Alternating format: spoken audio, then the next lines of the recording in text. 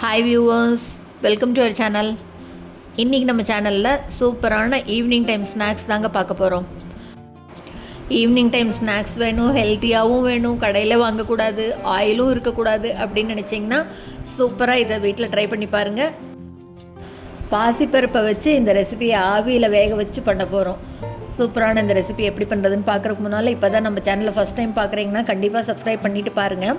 கூடவே பக்கத்தில் இருக்கிற பெல் ஐக்கானில் ஆல்கிற தட்டி விடுங்க. ஸோ நான் போடுற வீடியோ எல்லாமே உடனுக்குடனே நோட்டிஃபிகேஷனாக வந்துடும்.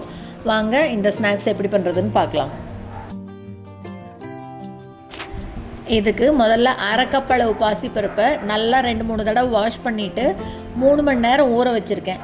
பாருங்கள், பருப்பு நல்லா ஊறி வந்திருக்கு. பாருங்கள், உடச்சி காட்டுறேன். நல்லா உடஞ்சி வருது பாருங்கள். நல்லா பருப்பு இந்த அளவு ஊறி இருக்கணும். இப்போ இந்த ஊறின பருப்பை தண்ணி எல்லாம் ஃபுல்லாக வடிச்சிட்டு ஒரு மிக்ஸி ஜாருக்கு மாற்றிட்டு இது கூட காரத்துக்கு 2 பச்சை மிளகாய், கூடவே ஒரு சின்ன துண்டு இஞ்சி சேர்த்துட்டு இதுக்கு தேவையான அளவு உப்பு சேர்த்துட்டு இப்போ இது கூடவே 1 டீஸ்பூன் அளவு சீரகம் சேர்த்துக்கிறேன். இது கூட 1/4 டீஸ்பூன் அளவு மஞ்சள் தூள் சேர்த்து கொஞ்சமாக தண்ணி சேர்த்துட்டு பாருங்கள், நல்லா இந்த மாதிரி நைஸாக விழுதாக அரைச்சி எடுத்துக்கணும். இப்போ அடுப்பில் பேன் வச்சுருக்கேன். இந்த அரைச்ச விழுதை அதில் சேர்த்துக்கலாம். எண்ணெயெல்லாம் எதுவும் சேர்த்த வேண்டாம், டைரெக்டாக அப்படியே இந்த விழுதை சேர்த்துட்டு ஒரு 2 நிமிஷத்துக்கு நல்லா அப்படியே கிளறி விடணும். அப்படியே நல்லா கலந்து விட்டோம்னா கெட்டியாக வரும் பாருங்கள். அப்படியே தண்ணி எல்லாம் ஃபுல்லாக இழுத்துட்டு அப்படியே உருண்டையாக திரண்டு வரும். ஒரு 2 நிமிஷம் அப்படியே கைவிடாமல் கிளறணும். தண்ணி இழுத்துட்டு அப்படியே கொஞ்சம் கெட்டியாகும், ஆனால் நல்லா அப்படியே கலந்து விட்டுறணும். பாருங்கள், நல்லா இந்த மாதிரி கெட்டியாக வந்த உடனே அடுப்பை ஆஃப் பண்ணிடணும். அப்படியே விட்டுட்டோம்னா கீழே மட்டும் அப்படியே இந்த லேயர் அப்படியே அடி பிடிச்சிடும். தண்ணி ஃபுல்லாக இழுத்துருச்சு பாருங்கள். இந்த அளவுக்கு கெட்டியாக வரணும். போதும், இந்த அளவுக்கு வந்த உடனே இப்போ அடுப்பை ஆஃப் பண்ணிவிட்டு இதை கொஞ்சம் அப்படியே ஆற விட்டுடலாம்.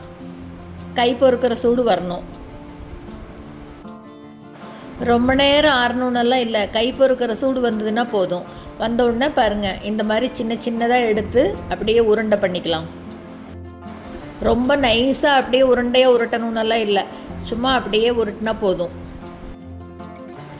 இதே மாதிரி எல்லா மாவையும் அப்படியே எடுத்து உருட்டி வச்சுக்கலாம். அரைக்கிற பக்குவம் கரெக்டாக இருக்கணும். அப்போ தான் இந்த மாதிரி நல்லா உருண்டை பிடிக்க வரும். தண்ணி நிறைய விட்டு அரைச்சிடக்கூடாது. பாருங்கள், எல்லாத்தையும் இந்த மாதிரி உருண்டை பிடிச்சிட்டு இப்போ இதை எல்லாத்தையும் ஒரு இட்லி தட்டத்தில் வச்சு ஒரு 10 நிமிஷத்துக்கு ஆவியில் வேக வச்சு எடுக்கலாம். மூடி வச்சிடலாம். ஒரு 10 நிமிஷம் அப்படியே இருக்கட்டும். இப்போ ஒரு 10 நிமிஷம் கழித்து அடுப்பை ஆஃப் பண்ணிவிட்டு கொஞ்சம் ஆறணுன்னு அப்படி திறந்து பார்க்கலாம். பாருங்கள், அப்படியே ஆவியில் நல்லா சூப்பராக வெந்து வந்திருக்கு. இப்போ இதுக்கு சின்னதாக ஒரு தாளிப்பு போட்டுடலாம். ஒரு கடாயில் எண்ணெய் விட்டுருக்கேன். எண்ணெய் நல்லா சூடான உடனே இப்போ இது கூட ஒரு 1/2 டீஸ்பூன் அளவு கடுகு சேர்த்துக்கலாம். கடுகு பொரியட்டும். இப்போ இது கூடவே 1/2 டீஸ்பூன் அளவு உளுத்தம்பருப்பு சேர்த்துக்கிறேன். இப்போ பருப்பு நல்லா பொன்னிறமாக வரணும்.